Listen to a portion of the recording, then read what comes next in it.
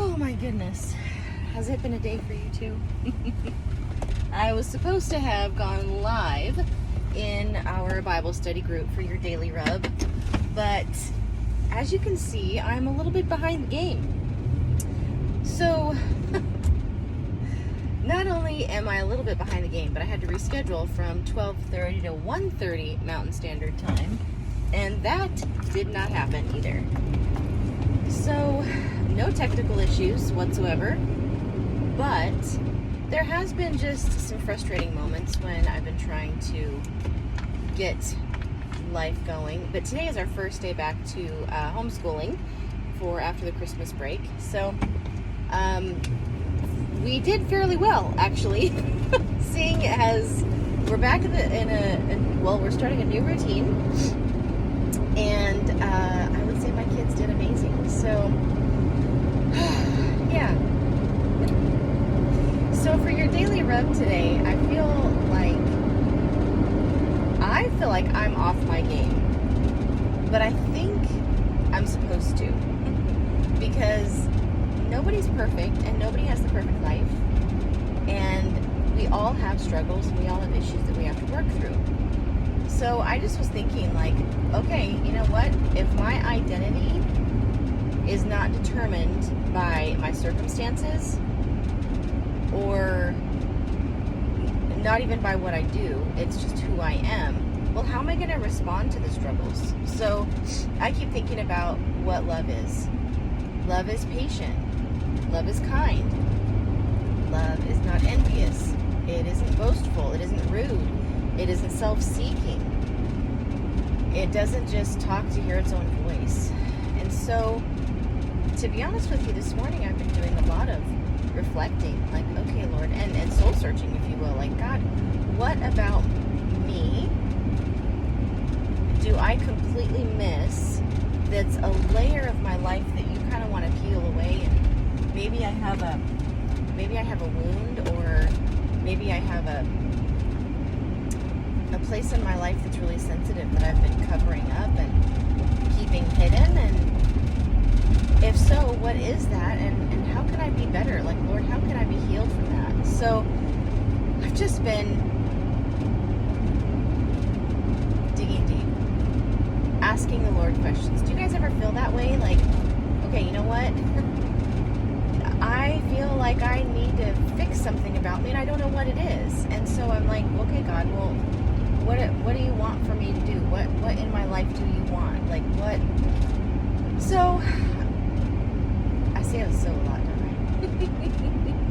I? I think that's okay. I don't think there's anything wrong with that. The fact that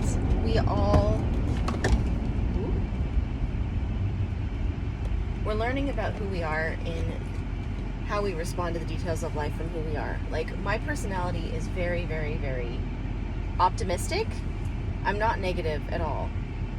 I'm very optimistic. I'm very uplifting, encouraging. I always see the bright side, the good side. It's all going to work out. I'm honestly a go by the flow, fly by the seat of my pants kind of girl. And my name, I know what my name is. So my name is, that sounds really dumb. Of course I know what my name is. But the meaning of my name. So that's something that I've been thinking about, my husband and I have talked about quite often, is what does our name mean? And so my legal name is Melinda. I go by Mindy. I don't know why or how they came up with Mindy from Melinda, but I've just always been known as Mindy. But I know the meaning of both names. Melinda is gentle and Mindy is loving. Hello, that totally is me. I'm gentle and loving. And when I'm not gentle and loving, I am absolutely the opposite of I'm not gentle and loving at all. I'm not very nice. I'm not very patient. I'm not very gentle. I'm not very kind. When I'm having a bad day, that's just, I'm just the opposite. So that's something that I've been thinking about. How do we as women, do we even know who we are? Do we know what our name means? And that will tell us a lot about ourselves. I met a couple of girls last week, and I was surprised to know that they both had the same name. And I knew what their name meant. And I was like, did you know your name means XYZ? And so I told, and they were like, both of them were like, yes, I did know that. And I thought that was very unique because not many people know what their names mean.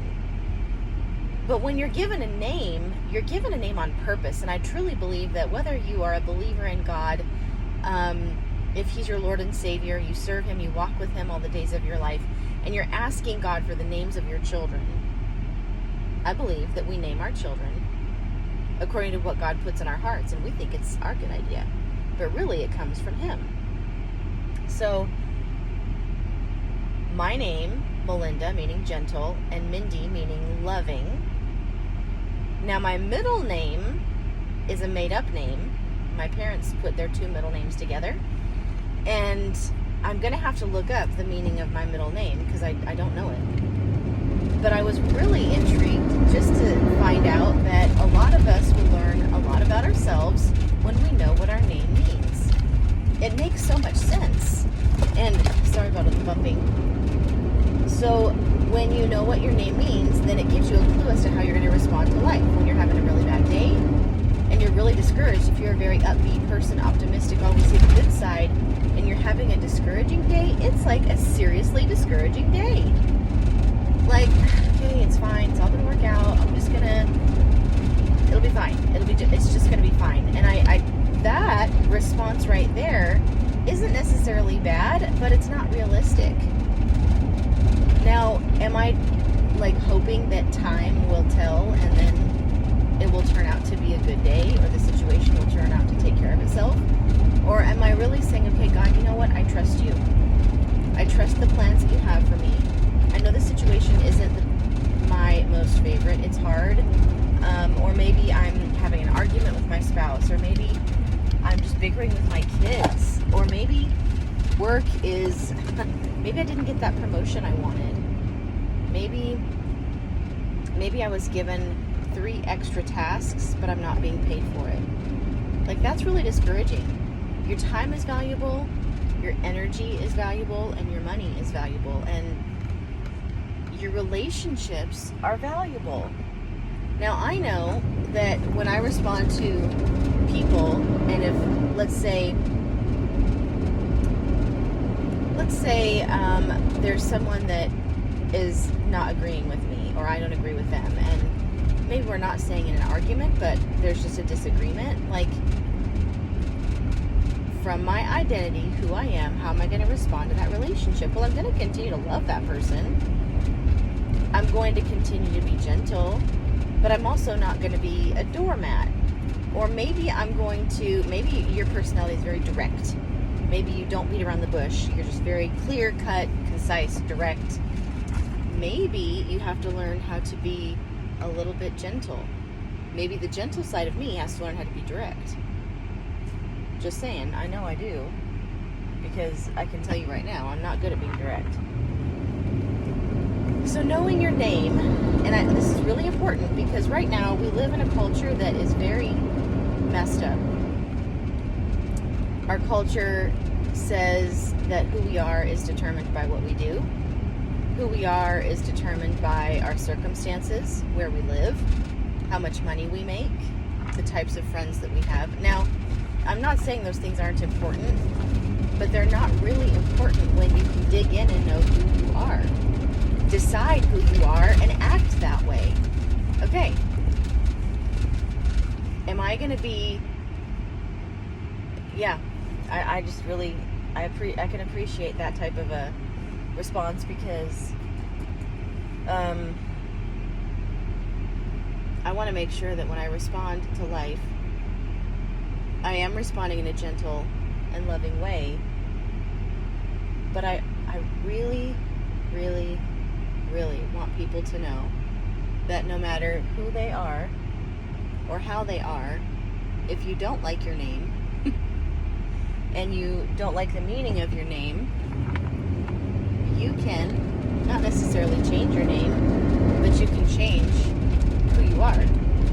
You can decide who you're going to be, what you're going to act like, how you're going to respond, and how the world's going to see you.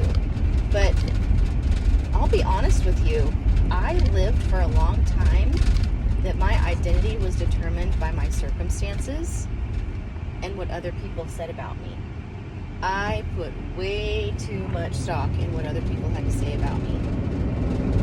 And that played a huge role in who I am as a woman. And when I say that, I'm not even kidding you. Like, I was told one time, stop feeling sorry for yourself.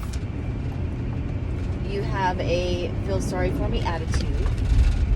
And when in reality, that wasn't it at all. It was that I was actually trying to get over having been treated so poorly by someone else, a different person.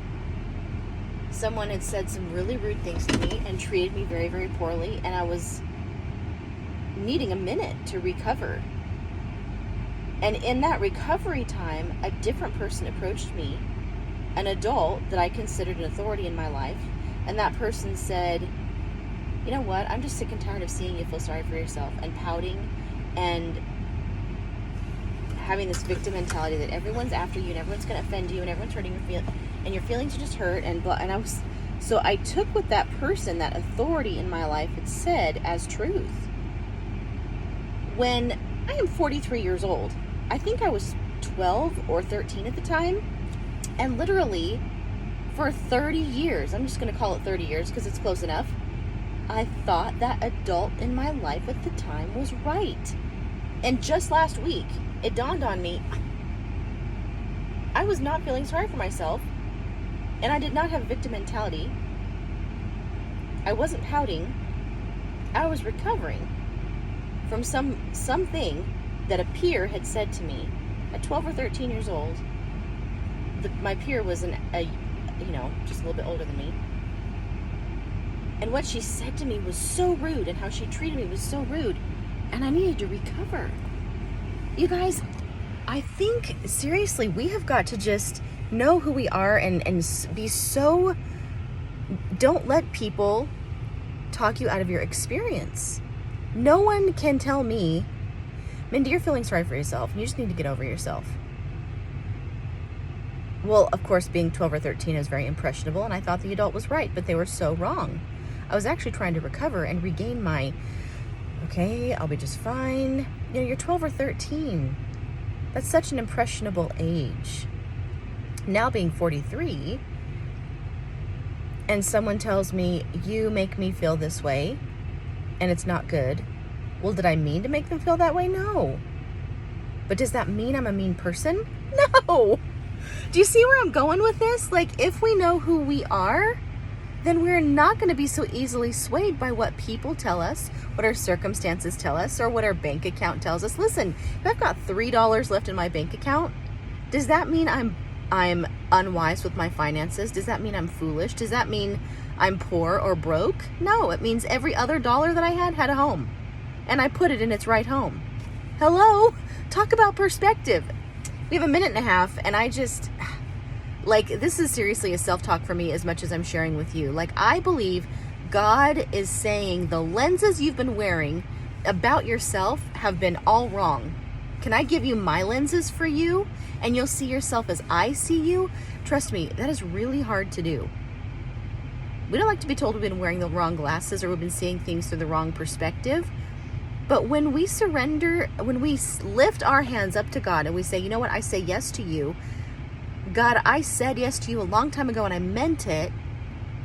Then with his suggestion of try my glasses on, do you think he's going to be wanting me to try his glasses on and see things through his perspective because he's mean? No. Because I'm wrong? No.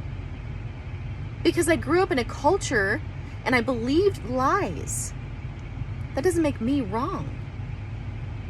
Now, I'm not, I do things wrong. I mean, so do you. We all do, right? But, oh, there's so much more freedom and there's so much more life to be enjoyed when we can understand who we are, know who we are, and no one can ever convince us out of our experience. I love you so much.